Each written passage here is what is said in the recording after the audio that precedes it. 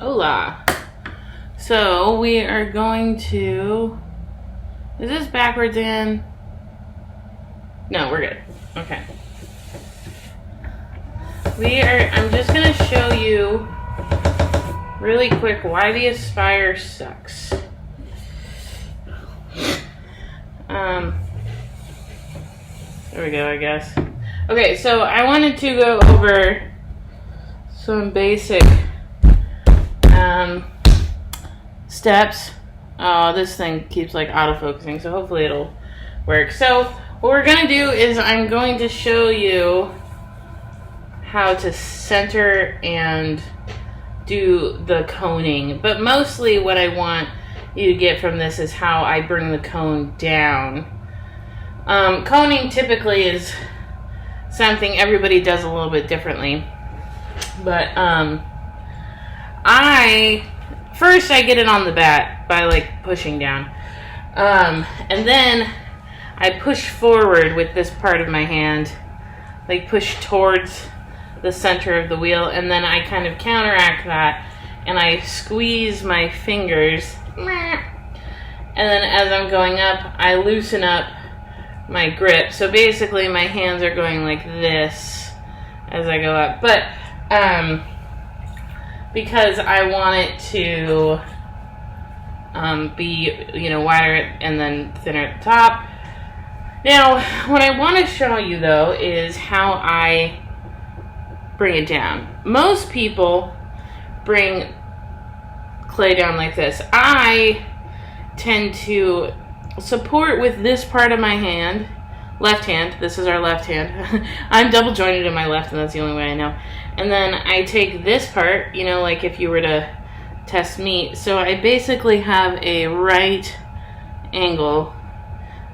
And so I'm supporting it on the side, but I'm also supporting on the top. So what that's doing is that and then I put my hand down here. So I'm supporting it down here, I'm supporting it at the top, and I'm supporting it at the top on the opposite side. So I'm supporting it in 3 spots, which is essentially same situation as a triangle. And that way, when I'm pushing down, I have pressure there. I could do this with one hand if I wanted to, And then I'm bringing it back up. Bringing my cone up. Also, this whole situation where you think that the cone has to be really tall, it doesn't. The reason that my cone is tall is because I like it that way. I like to make a tall cone. A tall cone. Anyway, okay, so we're putting pressure on the top, on the side, and right here before we even go down. And then I use this part of my hand to kind of like move it in, and then I'll use my pinky on the right hand to kind of like compress it in a little bit right there. See? And that way I'm not like, that way my cone doesn't end up like that. I don't want that as my cone.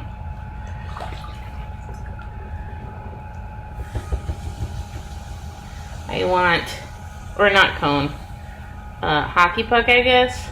I don't know. It's late at night. I apologize. Okay, so let's do it again.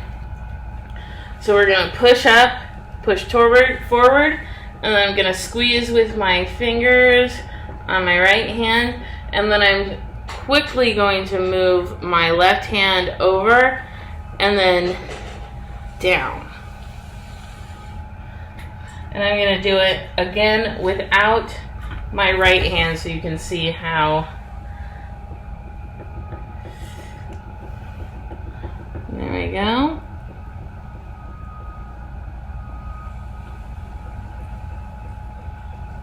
Just like that. Okay? So, why do we do it like this instead of, going and putting one hand on the top? Normally I would probably put this hand on the top. Well, first of all, it freaking falls off, which is annoying. Second of all, you're not setting yourself up very well. See this? You're at a complete right angle, and what that's going to do what that's going to do is that when you pull out your base, what's going to happen is that that's going to like be an odd angle, and it's not going to be like bad, like kind of like rounded off. And I mean, we've all been there where it like kind of makes a double rim almost. Okay, good. So if we pull out from here, see what's happening? Like that. Now, if we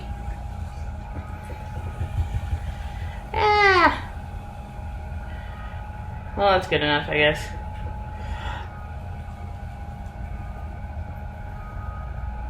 Okay, so this wheel's going too slow. And then if we pull out when it's like a rounded dome like that, what we're doing is see that? Now we don't have any of the weird thingies, and then we can just smooth that out and you're good to go. So, yeah. That's it. That is all. That's all for the day. Yeah. Okay. Bye.